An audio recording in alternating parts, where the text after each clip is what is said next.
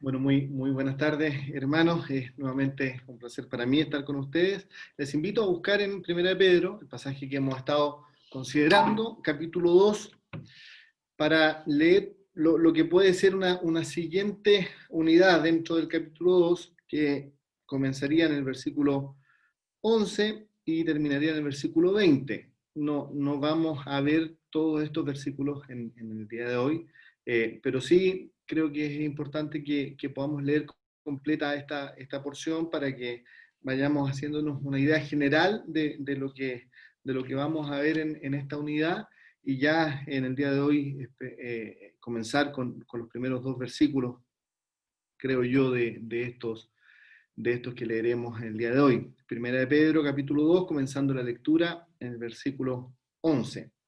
Dice así la palabra de nuestro Dios: Amados, yo os ruego, como a extranjeros y peregrinos, que os abstengáis de los deseos carnales que batallan contra el alma, manteniendo buena vuestra manera de vivir entre los gentiles, para que en lo que murmuran de vosotros como de malhechores, glorifiquen a Dios en el día de la visitación al considerar vuestras buenas obras. Por causa del Señor, someteos a toda institución humana, ya sea al rey como a superior, ya a los gobernantes, como por él enviados para castigo de los malhechores y alabanza de los que hacen bien.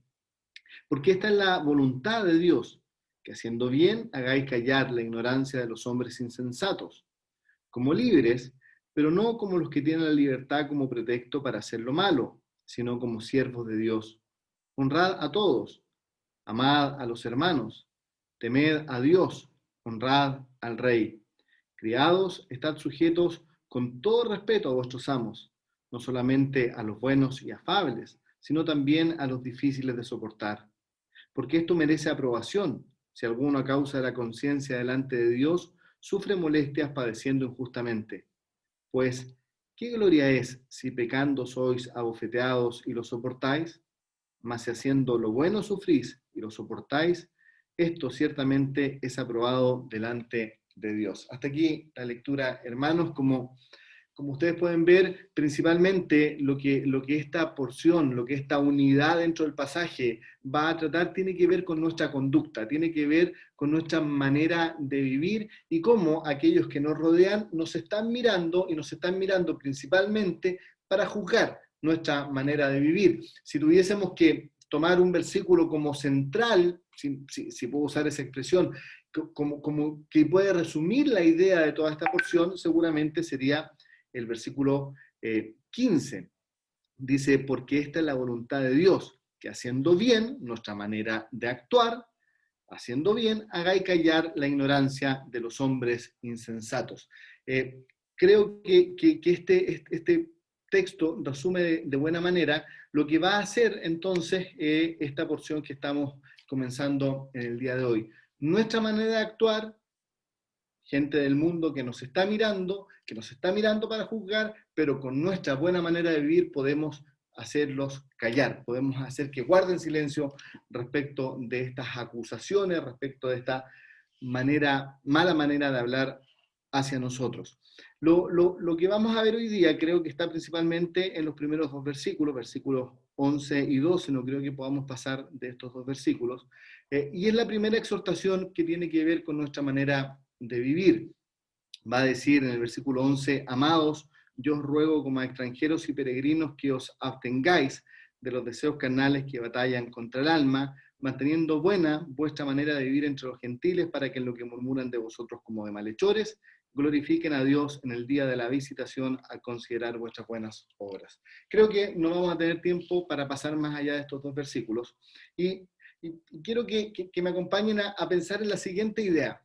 Cuando uno entra a la universidad se encuentra con lo que algunos han llamado el efecto mechón. Mechón se refiere a los que entran a primer año de una determinada carrera.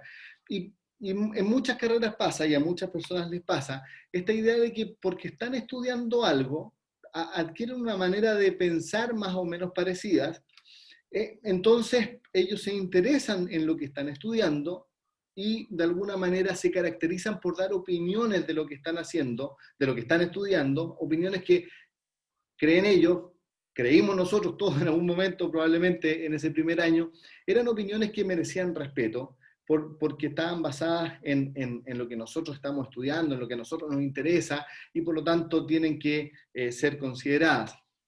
Por ejemplo, en mi caso, entrábamos a estudiar economía, nos interesaba mucho, principalmente en macroeconomía, porque es más actual, tiene más noticias relacionadas, y uno entonces comienza, en primer año, sin cursar ningún curso muy avanzado, uno comienza a opinar del rol del Banco Central, uno comienza a opinar de las tasas de interés, de cómo se mueve la demanda, cómo se mueven los precios, sin mucha información, pero comienza a opinar porque cree que lo que está estudiando le da la posibilidad de ser escuchado. Pero no solo uno opina, sino que uno se interesa en lo que opina, por lo tanto empieza a estudiar o a conocer más de esta información, de tal modo que lo que uno opine pareciera tener respaldo.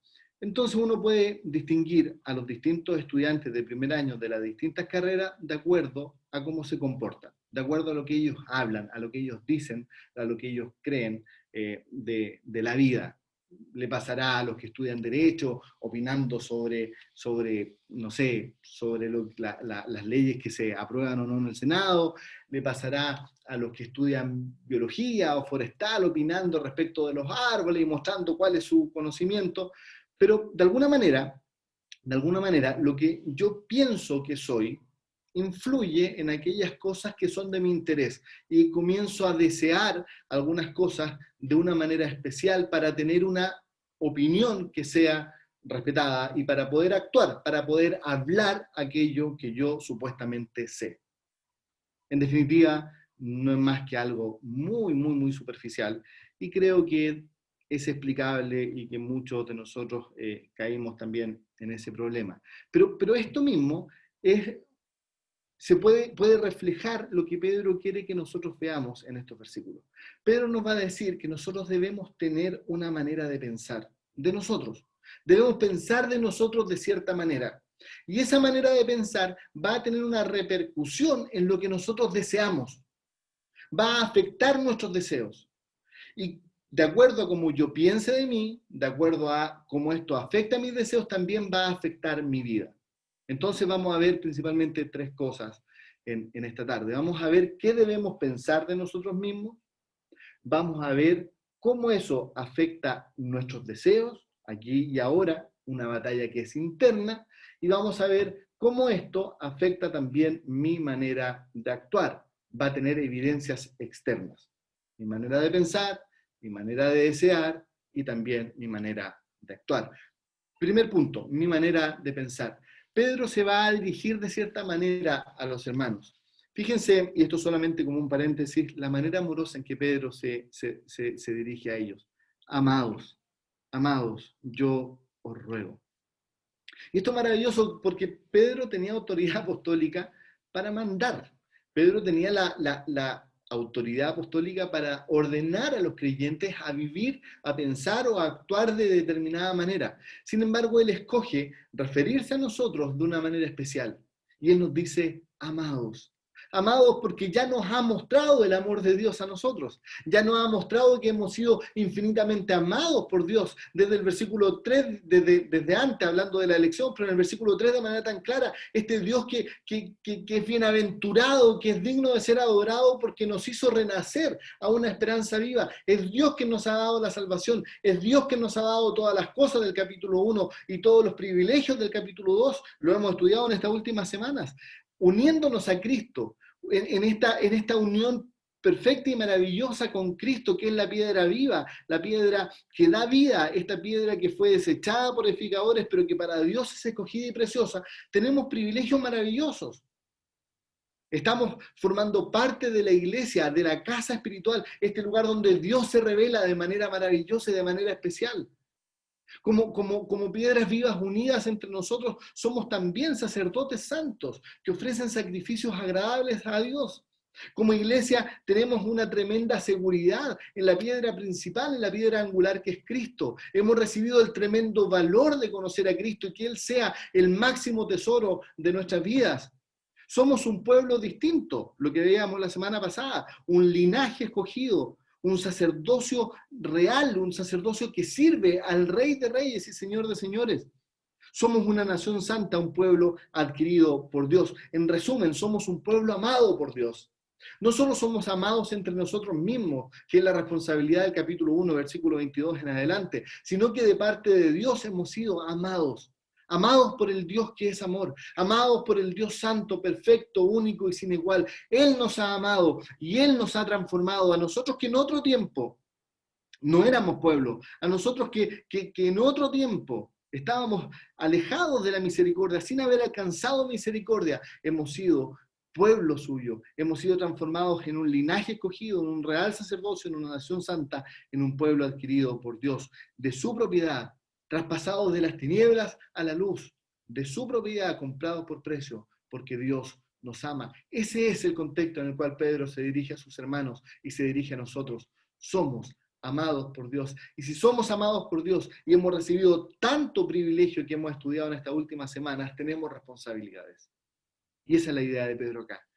Hemos sido amados, somos amados y tenemos responsabilidades. Amados, amados, os ruego. Y lo primero que Pedro nos va a decir es que nos ruega que tengamos una manera de pensar. Ese era nuestro primer punto. Os ruego no solo como a un linaje escogido, no solo como un sacerdocio real que sirve al rey, no solo como una nación santa, como un pueblo adquirido, no solo como aquellos que tienen la obligación de ir a anunciar, a hablar de Cristo constantemente, sino que os ruego como a extranjeros y peregrinos. Este concepto de que no somos del mundo, este concepto de que estamos de paso, que nuestra ciudadanía no está acá, sino que está en los cielos, y que por lo tanto nuestro vivir debe ser esperando a nuestro Señor Jesucristo, que viene a buscarnos desde los cielos, debiese tener un impacto en nuestra manera de pensar de nosotros mismos, debiese tener un impacto en nuestra manera de pensar respecto de cómo nos desenvolvemos en este mundo, de cómo debemos mirar a este mundo. El apóstol Pablo hace una distinción muy parecida. Está hablando a los creyentes, le dice, hermanos, sed imitadores de mí y mirad a los que se conducen según el ejemplo que tenéis en nosotros, porque por ahí andan muchos, de los cuales os dije muchas veces, y aún ahora lo digo llorando, que son enemigos de la cruz de Cristo, el fin de los cuales será perdición, cuyo Dios es el vientre y cuya gloria es su vergüenza, que solo piensan en lo terrenal. Y fíjense que ahí Pablo introduce el concepto de pensar, que solo piensan en lo terrenal. Más nuestra ciudadanía está en los cielos, de donde esperamos al Salvador, al Señor Jesucristo, el cual transformará el cuerpo de la humillación nuestra para que sea semejante al cuerpo de la gloria suya por el poder por el cual puede también sujetar a sí mismo todas las cosas. Pablo dice, hay algunos que solo piensan en lo terrenal, más nuestra ciudadanía está en los cielos. Por lo tanto, nuestra manera de pensar es distinta. Y Pedro nos está diciendo lo mismo, nos está diciendo, es necesario que piensen como lo que realmente son. Ustedes son extranjeros y peregrinos, no pueden echar raíces en esta tierra. El mundo no es nuestro hogar. El mundo es solo una situación de paso. Es solo un corto momento en la vida. Muy corto. A veces nos parece, mientras más jóvenes somos, nos parece que es muy largo el recorrido. Miramos hacia adelante y lo vemos tan extenso, tan largo, que pensamos que este es nuestro mundo, el lugar para el cual fuimos creados, el lugar en donde tenemos que ser felices. Pero la Escritura nos muestra algo distinto. Moisés nos va a decir en el Salmo 90 que nuestra vida es cortísima, que es como una flor que sale en la mañana y que en la tarde se seca. Y la petición de Moisés en ese salmo es que el Señor le dé sabiduría para poder contar de manera justa, de manera sabia sus días y poder vivir de manera sabia. Tenemos que entender que nuestra vida es corta, tenemos que entender que en este mundo estamos solo de paso para que nuestra manera de pensar cambie, para que nuestras prioridades cambien, para que nuestras esperanzas cambien y por lo tanto cambien también nuestros deseos. Lo segundo que nos va a decir, y que es nuestro segundo punto, es que hay un lugar que es el campo de batalla donde se juega, si me perdonan la expresión, la vida de nuestra alma. Hay un lugar que tiene que ver con nuestros deseos, pero que está muy relacionado con nuestra manera de pensar. Amados, Versículo 11, os ruego como a extranjeros y peregrinos que os abstengáis de los deseos carnales que batallan contra el alma. Esto es nuestro mundo interior. Esto tiene que ver con nuestro mundo privado, con lo que pasa en nosotros puertas adentro, que los demás no pueden ver inmediatamente, pero que sin lugar a dudas en algún momento va a tener su repercusión exterior. ¿Cuáles son mis deseos? ¿Cuáles son los deseos a los cuales yo le estoy diciendo que no y a los deseos que yo le estoy diciendo que sí? Los deseos van a estar en nuestra vida. Las pasiones van a estar en nuestras vidas. Son nuestras. Son nuestros deseos, son nuestras concupiscencias, son nuestras pasiones. Vivimos en la carne y hay una lucha constante. Pero hermano, la pregunta es, ¿qué le estás diciendo tú a esos deseos? ¿Qué le estoy diciendo yo a esos deseos? ¿Me estoy absteniendo? ¿Lo estoy desechando? ¿Lo estoy sacando? ¿O le estoy diciendo que sí? ¿O estoy avanzando en esos deseos? De tal manera que estoy perdiendo la batalla de mi alma. Esta misma relación Pedro ya la había hecho en el capítulo 1. Cuando comienza la parte práctica, en el versículo 13, Pedro va a decir, por tanto, en consideración de la salvación, por tanto, ceñid los lomos de vuestro entendimiento, mi manera de pensar, sed sobrios, también está relacionado con mi manera de pensar, y esperad por completo en la gracia que se os traerá cuando Jesucristo sea manifestado. ¿Qué dice Pedro en el versículo 13? Si ustedes ajustan bien su manera de pensar, si ustedes amarran sus pensamientos sueltos, ceñiendo los lomos de vuestra mente, si ustedes son sobrios, son equilibrados en su manera de pensar, verán, esos no sé si algunos lo recordarán, pero no son los verbos principales del versículo 13. El verbo principal, el único verbo que está en imperativo, el único mandamiento del versículo 13 es poner por completo la esperanza en la gracia que se está trayendo. Los otros son la manera en que yo pongo por completo mi esperanza en la gracia que se está trayendo. Por lo tanto, si yo ajusto mi manera de pensar, si yo pienso correctamente de mí como un extranjero y peregrino, entonces voy a esperar completamente en esa verdad, en que hay una gracia que está viniendo, en que no soy de este mundo, estoy esperando por mi verdadero hogar, estoy esperando por el lugar para el cual fui creado, estoy esperando para el mundo al cual realmente pertenezco. Esa manera de pensar, ese esperar por completo, tiene repercusiones presentes. Versículo 14. Como hijos de obediencia, no os conforméis a los deseos que antes teníais en vuestra ignorancia. Fíjense, el concepto es el mismo. Yo pienso de mí con vista al futuro. Yo pienso de mí, pero con perspectivas eternas. Yo pienso de mí con una esperanza en lo que viene, no en lo que está. Mi esperanza no está en este mundo. Ni siquiera un gramo de esperanza está en este mundo, porque el mandato es claro: poned por completo vuestra esperanza en la gracia que se está trayendo.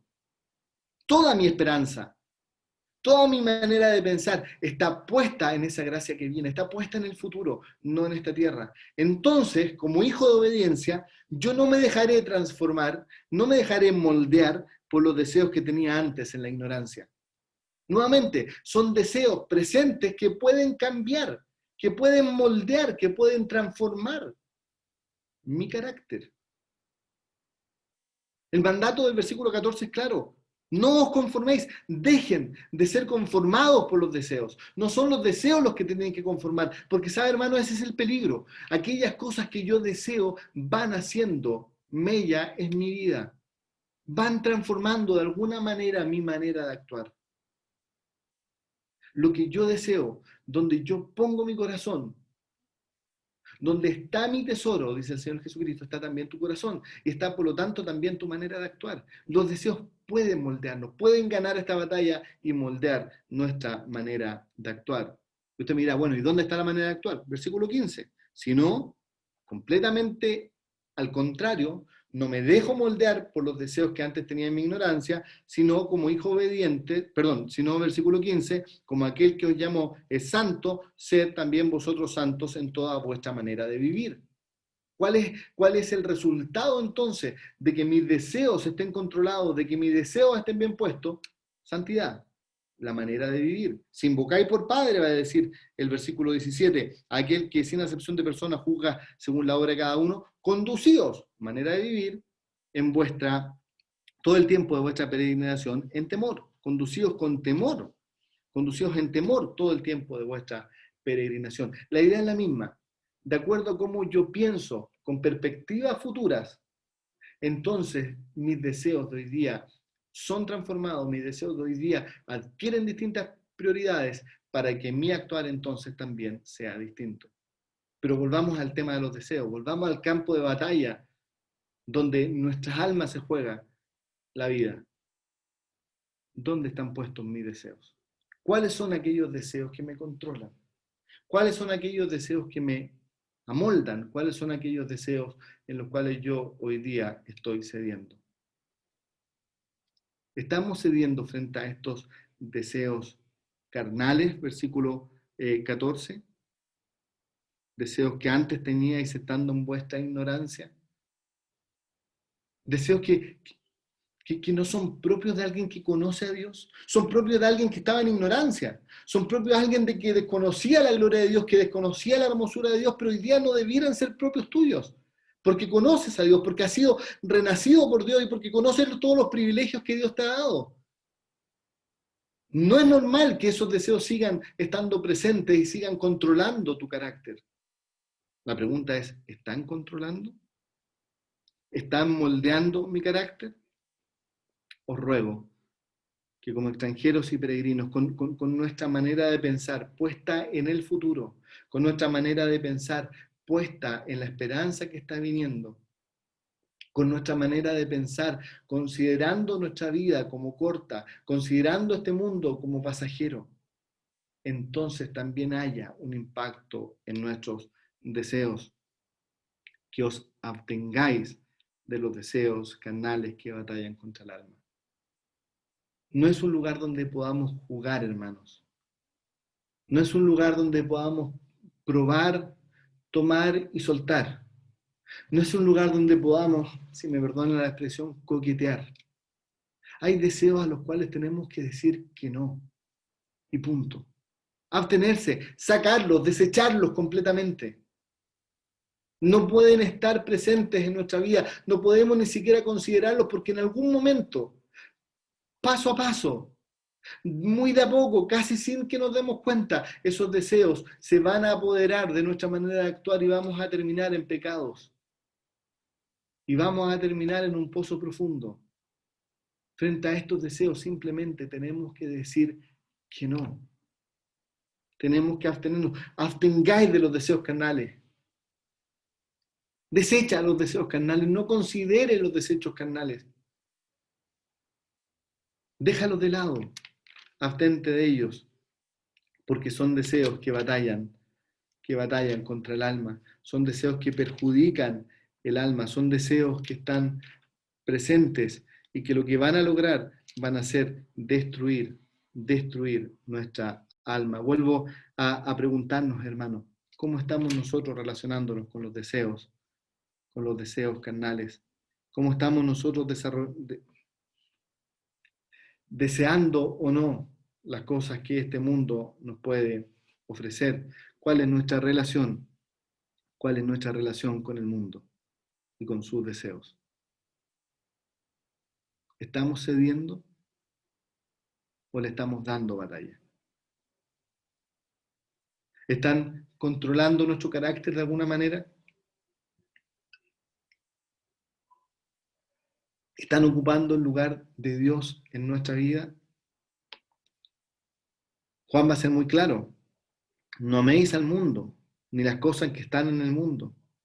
Si alguno ama al mundo, el amor del Padre no está con él. Porque todo lo que hay en el mundo, los deseos de la carne, los deseos de los ojos y la vanagloria de la vida, no provienen del Padre, sino del mundo. Y el mundo pasa y sus deseos, pero el que hace la voluntad de Dios permanece para siempre. Fíjense que la óptica es exactamente la misma. No somos del mundo. No somos del mundo. Por lo tanto, no debemos amar al mundo, ni sus deseos, porque el mundo y sus deseos son pasajeros, pero el que hace la voluntad del Padre, el que hace la voluntad de Dios permanece para siempre. La idea es que pensemos de nosotros y pensemos de los deseos con una óptica de futuro. con una perspectiva de futuro, para que podamos mirar al mundo y lo que el mundo ofrece y podamos decir no, y podamos desechar y podamos abstenernos de estos deseos. El amor y los deseos están íntimamente ligados. Aquellas cosas que yo deseo profundamente son cosas que yo voy a amar profundamente. Aquellas cosas a las cuales yo le doy valor son aquellas cosas que van a ocupar mi corazón. Ya lo decíamos, el Señor Jesucristo lo dijo, donde esté vuestro tesoro estará vuestro corazón. Y el mandamiento del Señor es claro, poned vuestros tesoros en los cielos, no en la tierra. ¿Dónde están nuestros tesoros, hermanos? ¿Cuáles son aquellas cosas que estamos amando, que estamos deseando, que están ocupando esfuerzo en nuestras vidas? Si somos sinceros, vamos a encontrar áreas en nuestra vida donde las cosas del mundo tienen mayor importancia. Si somos sinceros, vamos a encontrar áreas de nuestra vida donde las cosas del mundo son las relevantes, son las que tienen valor y por las cuales nos estamos esforzando. Por supuesto que no está mal que tengamos esfuerzos. Si me están escuchando jóvenes que están en la universidad, que se estén esforzando en sus estudios para tener una carrera, para tener herramientas, para poder enfrentar las responsabilidades que tenemos en esta vida, perfecto, perfecto. Si tenemos un trabajo, y lo vamos a ver más adelante, tendremos que servir en ese trabajo y vivir en ese trabajo de la manera más responsable para mostrar también un buen testimonio respecto de cuál es nuestra labor, por supuesto. Pero cuando esas cosas que muchas veces parecen válidas y que quizás en una justa medida lo son, se transforman en nuestra prioridad, se transforman en aquellas cosas que realmente son importantes, van tomando nuestro corazón, van tomando nuestros deseos y finalmente son cosas que nos amoldan, son cosas que nos transforman y son cosas que finalmente terminamos adorando. Lo que yo deseo, lo que yo valoro, finalmente es lo que yo adoro. Y como dijo alguien por ahí, uno se va transformando a aquello que adora. Hermano, ¿cuál es el centro de nuestra adoración? Es el bendito Dios que nos hizo renacer y que nos ha dado tantos privilegios del capítulo 1 y los primeros versículos del capítulo 2. Es el Dios que nos ha transformado, que nos ha traído desde las tinieblas a la luz admirable, que nos ha sacado de un lugar tan terrible, sin ser pueblo, estando lejos de misericordia, para ser un linaje escogido, para ser un real sacerdocio, para ser de Él, para hablar de Él, para anunciar a Él, para que Él sea glorificado en medio de este pueblo propio. ¿Es esa una realidad en nuestras vidas? ¿O estamos adorando otras cosas? ¿O hay otras cosas que están tomando el lugar de Dios en nuestra vida y por lo tanto no estamos diciéndole que no a sus deseos? Estamos cediendo. Estamos cediendo a cosas que vemos y que queremos tener. Estamos cediendo a cosas que vemos y que queremos probar. Estamos cediendo a cosas que vemos y que nos dan reputación. Porque finalmente yo también puedo ser aquel motivo de deseo, aquel motivo de adoración, aquel que quiere ser exaltado. Me olvido que la labor de este pueblo propio es anunciar las virtudes de aquel que nos llamó. Me olvido que la razón principal de este pueblo propio es poder evidenciar la gloria de Dios y como dice el versículo 12 que hemos leído, que los otros vean nuestras buenas obras y glorifiquen a Dios. Su gloria es la importante y creemos que nosotros somos importantes y vivimos solo para nosotros. ¿Cuál es el motivo de nuestra adoración, hermanos? Esto tiene que ver con nuestra perspectiva, con la manera en que pensamos. Y esto tiene una implicancia, redunda importantemente en aquellas cosas que deseamos. ¿Qué estamos haciendo nosotros con los deseos que están presentes? Porque si hay algo cierto es que esos deseos aparecen en cada una de nuestras vidas. Hace algún tiempo atrás estuvimos juntos también viendo lo que el apóstol Pablo le escribe a Tito en el capítulo 2. Porque la gracia de Dios se ha manifestado para salvación a todos los hombres, enseñándonos que, renunciando a la impiedad y a los deseos mundanos, vivamos en este siglo sobria, justa y piadosamente, aguardando la esperanza bienaventurada de la manifestación gloriosa de nuestro gran Dios y Salvador Jesucristo. Fíjense que la idea es la misma.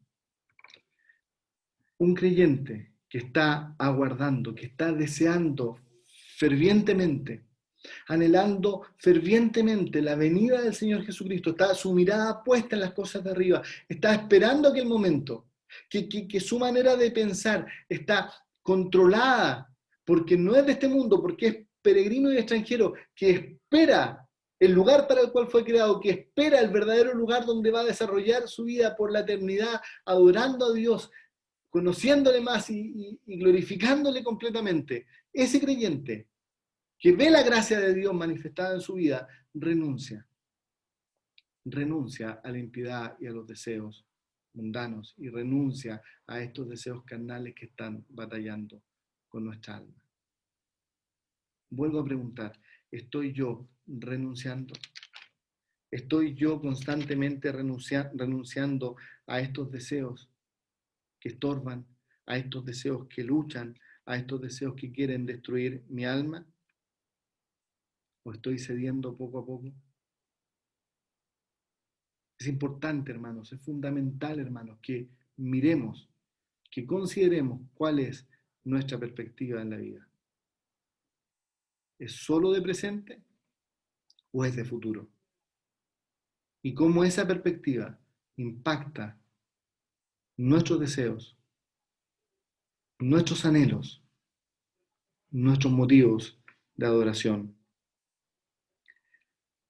Porque dice el pasaje, estos deseos batallan contra el alma, el campo de batalla, el campo de pelea, donde se va a determinar si vamos a caer o no, está en nuestros deseos.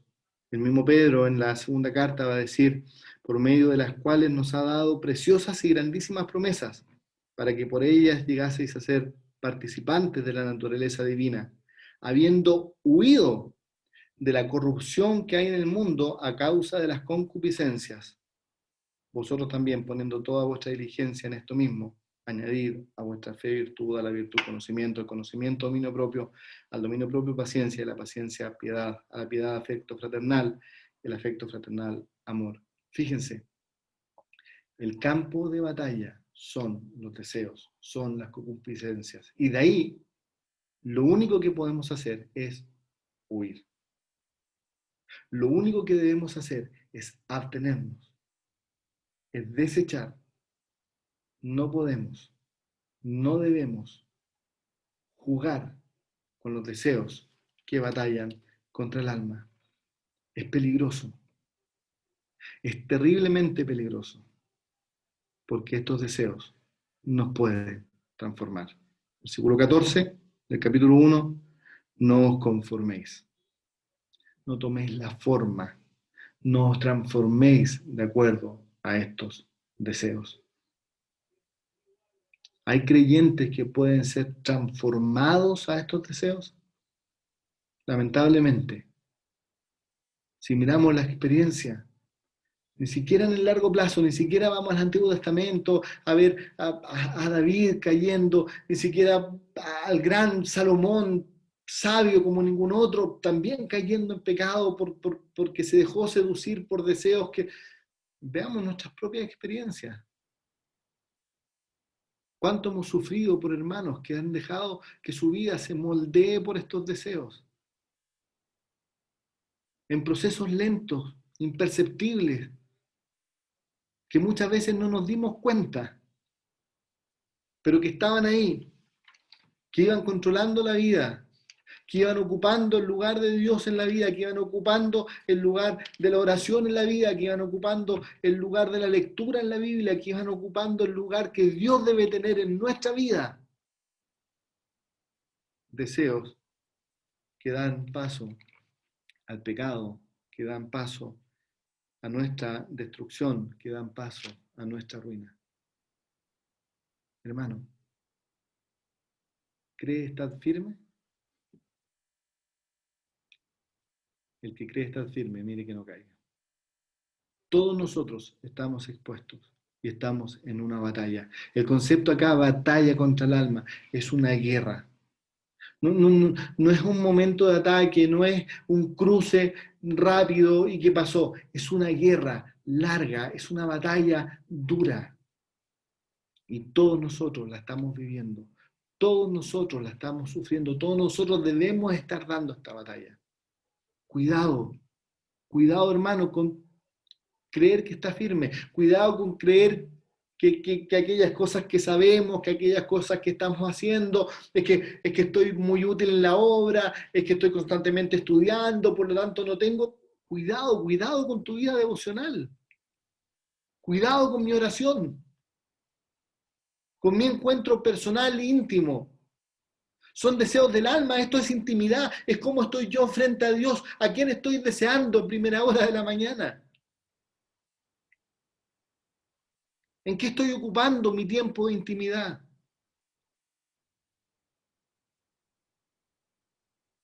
¿Qué es aquello que está, de alguna manera, transformando mi vida? Seamos cuidadosos, porque es una guerra. Porque es una guerra que destruye. Hermano, es una guerra que destruye. O destruye tu alma, o destruye estos deseos desechados. Algo se tiene que destruir. O estos deseos que vienen a batallar son destruidos en tu vida para que no controlen tu vida, para que no modifiquen tu vida, para que no ataquen tu alma, o es finalmente tu alma la que va a ser destruida. Es una guerra que debe tener nuestro cuidado. Os ruego. ¿Será por eso que lo ruega? ¿Será por eso que le da este ambiente que motiva más a responder a lo que Él nos está diciendo? ¿Qué nos motiva más? ¿Alguien que nos manda o alguien que nos ruega? ¿Alguien que pone su corazón? Amados, os ruego. Es tan importante que Pedro nos dice, amados, os ruego. Os ruego, es algo importante, es algo fundamental. Antes inclusive de hablar de tu comportamiento, te voy a decir algo que está más, que está un paso antes, y es tu vida interior. Es una batalla en tu alma. Os ruego, absteneos. Desechen esos deseos. Dejen de lado esos deseos. Os ruego, como extranjeros y peregrinos, que os abstengáis de los deseos carnales que batallan contra el alma. Versículo 12. Manteniendo buena vuestra manera de vivir entre los gentiles. Manteniendo buena vuestra manera de vivir entre los gentiles, para que en lo que murmuran de vosotros como de malhechores, glorifiquen a Dios en el día de la visitación al considerar vuestras buenas obras. Fíjense, hermanos, que primero Pedro nos llamó a considerar nuestra manera de pensar. Somos peregrinos y tenemos que pensar de nosotros como peregrinos y extranjeros, como aquellos que están de paso. Luego nos llamó a que esta manera de pensar modifique nuestros deseos. Ya que estamos de paso, los deseos de este mundo no son importantes. Ya que estamos de paso, este mundo no es importante. Porque este mundo es pasajero, porque estos deseos son pasajeros, son desechables. No los amemos, no los consideremos, desechémoslos. Porque cuando eso sucede en la vida, entonces se ve reflejado en nuestra conducta exterior. De esa manera, destruyendo estos deseos, desechando estos deseos, vamos a tener una vida correcta, una vida excelente. Lo que nos va a decir el versículo 12 es que cuando nosotros nos abstenemos, cuando nosotros desechamos, cuando nosotros dejamos de lado estas pasiones carnales que combaten el alma, vamos a poder mantener con los gentiles, con aquellos que nos rodean, una conducta irreprochable. Esa es la manera que la Biblia de las Américas lo traduce. Una conducta irreprochable, es una conducta excelente. Lo que el Señor quiere de nosotros, lo que Pedro nos está pidiendo, es que nuestra manera de actuar sea realmente excelente, perfecta, irreprochable por los que nos miran. Este es nuestro testimonio. Gente que nos está mirando, personas que conviven con nosotros, que nos están mirando y que tienen una opinión de nosotros. ¿Cómo nosotros contribuimos a esta opinión? ¿Cómo nosotros, según lo que decíamos en el versículo 15, podemos hacer callar la ignorancia de estos hombres por medio de nuestra conducta, por medio de nuestra manera de vivir? Tiene que ser perfecta, porque nos están mirando. Tiene que ser excelente, porque nos están mirando. Porque recuerde, ¿cuál es nuestro propósito? Fuimos hechos un linaje escogido, fuimos hechos un sacerdocio real, fuimos hechos una nación santa, un pueblo adquirido por Dios, para anunciar las virtudes de aquel que nos llamó de las tinieblas a la luz, para que su gloria sea expresada, para que su gloria sea revelada, para que el mundo pueda glorificar a Dios, para que vea a Dios en nuestra conducta. Esa es la razón. Y es por eso que nuestra conducta tiene que ser excelente. Pero nuestra conducta es el resultado de nuestros deseos interiores. Por eso en el versículo 14 dice que son deseos que nos pueden transformar, que nos pueden moldear. Los deseos van a tener una repercusión en nuestra conducta. Y esta conducta, decíamos versículo 12, es una conducta que reclama excelencia. Que reclama excelencia. Mantener entre los gentiles una conducta irreprochable, una conducta excelente. La palabra es kalos, excelente, perfecta, hermosa, irreprochable. Por lo tanto, la primera pregunta que yo me tengo que hacer es cómo es mi conducta entre los gentiles. ¿Qué dice la gente que me rodea? Probablemente no me lo dice a mí, pero ¿qué puede decir de mí? Puede decir que yo estoy aportando a embellecer la doctrina de Dios, que yo estoy aportando a que sea más grato o que algunos se interesen en saber del Dios que yo digo adorar por mi conducta, o estoy siendo un estorbo. Una vez un hombre delante mío dijo, por una sola razón yo iría a tal iglesia, solamente para ver a esa persona parado en el púlpito y poder bajarlo a garabatos.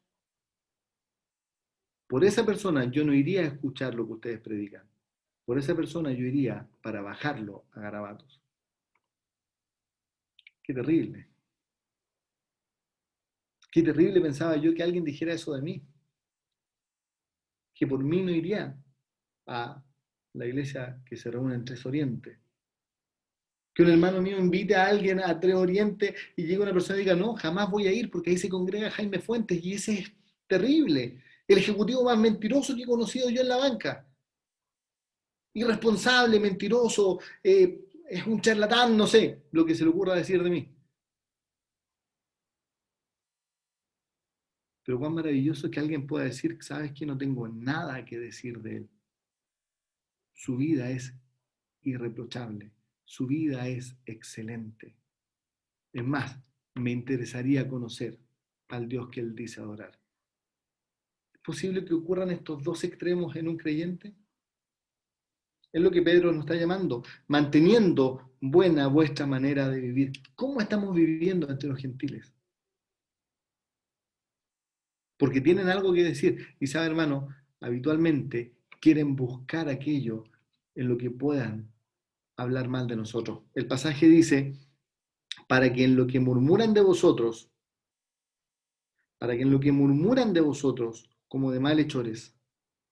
Yo cuando leía este pasaje hace tiempo atrás, desde más chico, yo decía, bueno, hoy día no pasa esto. Quizás es más característico del primer siglo, en que se decía que los cristianos eran malhechores, que los cristianos eran un problema para la sociedad, y se le atribuían otros delitos y otras cosas para perseguirlos, Pero ¿sabe qué, hermano? Nuestra cultura cada vez se ha ido pareciendo mucho más a esa cultura. Hace muy poco tiempo atrás, cuando comenzaron las franjas electorales, las franjas políticas, leía a muchas personas en las redes sociales decir, inclusive, que debiese cuestionarse la ley de libertad de culto, producto de que, decían ellos, estos canutos, la manera despectiva que se refieren a nosotros, la manera en que ellos están actuando son un problema para la sociedad. El fanatismo religioso es un problema para la sociedad. Y hoy día miran a la iglesia y encuentran que el fanatismo religioso, como le llaman ellos, es un problema. Somos malhechores, somos gente que hace mal, somos gente que está causando problemas a la sociedad, que está haciendo un estorbo a la sociedad. Y no hay ningún problema en que sea una injuria, como en este caso. Lo que dice Pedro, para que aquellos que murmuran de vosotros, aquellos que están hablando calumnias de vosotros como de malhechores, por tu conducta vengan a ser llamados a glorificar a Dios. No importa si es murmuración. El problema es cuando tienen la razón. El problema es cuando mi actuar realmente parece de un malhechor, cuando mi actuar realmente no es excelente, no es perfecto y le estoy dando lugar para que hablen correctamente de mí. ¿Cuál es la realidad de mi manera de actuar entre los gentiles? Porque tendrá repercusiones. Nos miran mal y es un hecho. Estamos en una sociedad cada vez más secular, cada vez más indiferente a Dios, cada vez más en una actitud de rechazar a Dios. ¿Mi conducta está favoreciendo eso? ¿O mi conducta irreprochable puede hacer que aquellos cambien de opinión? Fíjense, para que aquellos que murmuran de vosotros como de malhechores, glorifiquen a Dios en el día de la visitación al considerar vuestras buenas obras. Hermanos, nuestra conducta puede acompañar ayudando a nuestro mensaje. Nuestro testimonio entre los creyentes puede causar un impacto en sus vidas, considerando nuestra conducta irreprochable. Puede ser de ayuda para que escuchen finalmente el Evangelio y para que glorifiquen a Dios. Pero para eso se requiere que yo tenga un pensamiento de futuro, que deseche los deseos mundanos y que mi corazón esté puesto completamente en Dios para que mi manera de vivir sea excelente.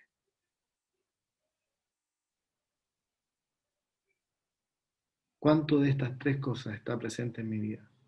Estoy viviendo como peregrino y extranjero, estoy viviendo pensando en que mi vida se desarrolla realmente más allá, que el mundo no es mi hogar como cantábamos cuando niño, el mundo no es mi hogar, soy peregrino aquí. Mis tesoros están en la ciudad de luz, están en los cielos, allá está realmente mi tesoro, allá está mi corazón, allá estoy adorando, no hay deseo en este mundo que se interpongan, no hay cosas que este mundo sean atractivas que se interpongan a mi deseo de adorar solamente a Dios y que mi manera de actuar sea coherente con lo que yo adoro, que yo adoro a mi Señor. Conozco a mi Señor, amo a mi Señor, por lo tanto me estoy transformando a su imagen, estoy siendo transformado en mi carácter de acuerdo al carácter del Señor Jesucristo y esto tiene un impacto en el mundo que me ve, que me rodea y que puede considerar mis buenas obras. ¿Está sucediendo esto en mi vida o no? El llamado de Pedro es un llamado amoroso, pero un llamado urgente. Amados, os ruego. El Espíritu Santo, hermanos, nos está rogando para que cambiemos nuestra manera de pensar, para que consideremos nuestros deseos, para finalmente poder vivir como Él quiere que vivamos, impactando el mundo por buenas obras, un pueblo celoso de buenas obras, un pueblo celoso de hacer el bien, que muestra la gloria del Dios que los salvó, no solo con palabras, sino también con vidas transformadas. Que el Señor nos ayude a conocer más las Escrituras, a desear más a nuestro Señor y que esto tenga un impacto en nuestras vidas para su gloria y para un buen testimonio a aquellos que nos ven. Que el Señor bendiga su palabra. Vamos a orar. Con esto termino.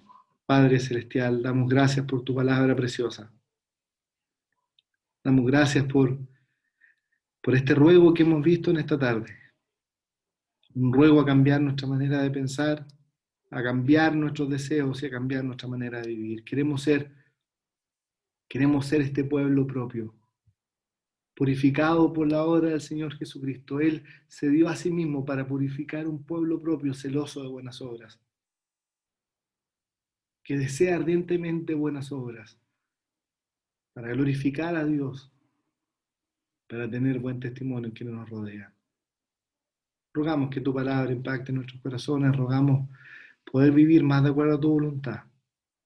Y pedimos todo esto en el santo, glorioso y hermoso nombre de nuestro Señor Jesús. Amén. Amén.